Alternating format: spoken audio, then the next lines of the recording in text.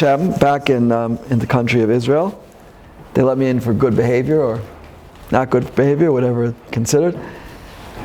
I remember when I was learning by Heichel HaTorah, or Tzvi Kushlevsky, if you wanted to get the Rosh Yeshiva really, really upset, or if you were successful in getting really, really upset, you would scream out, Shidchi! Whoever remembers that. And Shidchi means superficiality, really superficial. And that was a very powerful experience, especially if you were sitting right in front of him and you could hear, high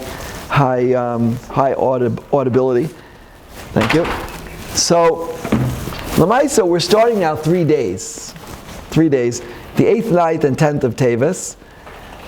These days are officially Tainesim. Everyone eating breakfast here. It's unofficially a Tainus. It was once a Tainus, but Chazal understood, or the Chachamim understood, that to make 3 fasts in a row, that's tough. Someone told me a story once, Rav Michal Shurkin. He told me a story once. There was a Rav who came to town. He said, if you hire me as a Rav, I'll give you 2 kulas. I'll give you 3 kulas. 3 kulas. Sounds good, 3 kulas. What's the first kula? He said, the first kula is that some people don't let you fast 2 days in a row for Yom Kippur. Because it's fake at the Yoma in Chutz La'aretz. He said, I'm Mekel. I let people fast 2 days in a row. Okay, so they said, that's not for us. We're not looking for such kulas.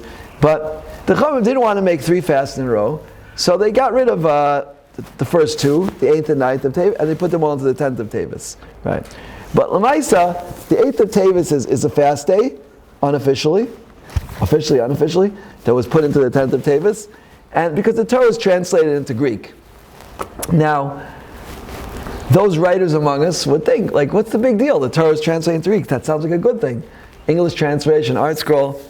I spoke to, actually, Rav David Feinstein once.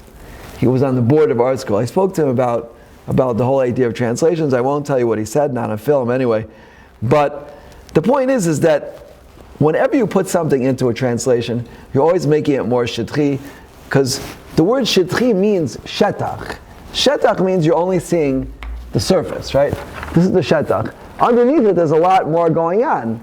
But something is shidchi when you're only skirting the surface, right?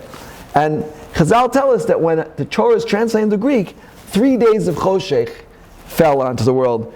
And we know from last time I was here, it seems like a week ago it was, I believe, no, 2 weeks ago, and we spoke that choshech, says the Mesil Sharm, has 2 dangers. One is that you don't see what's going on, but 2 is you see things wrong. Yeah? And if you're learning Torah in Greek, if you're learning Septuagint, as it was called, right? So you're going to miss that clarity, as the Mesil Sharm describes, that the Torah gives us. You're not going to have that in Greek, right? Every single pasuk in the Torah is infinite depth. The Gra said he had 150 pshatim in every pasuk in Shir Hashirim. There was just no one to write down fast enough. I'm learning now Shir Hashirim with the Perish Gra, and there's 2 pshatim two svarim, 2 perushim that we have. But 150, no one could possibly write it down fast enough.